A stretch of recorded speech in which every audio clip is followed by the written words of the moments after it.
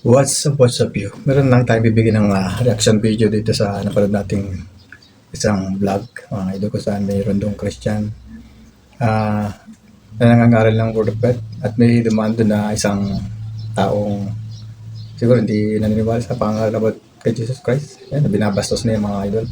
So, ang sakit sa atin bilang isang Christian na nakita natin na may mga ganun palang tao na bastos at hindi naniniwala kay Jesus Christ.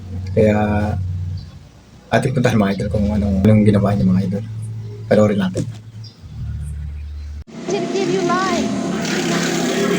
This is the message of the gospel. That for God so loved the world that he gave his only begotten Son. And whoever believes in him will not perish. I don't.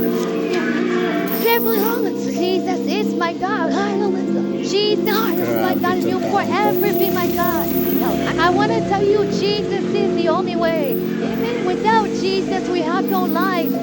Surrender your life to Jesus. We have opened the door to Satan, but Jesus can restore you.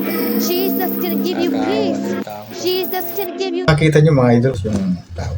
Hindi talaga siya naniniwala kay Jesus Christ. Akala niya, sabi niya, bibunisin ang pagkasabi niya.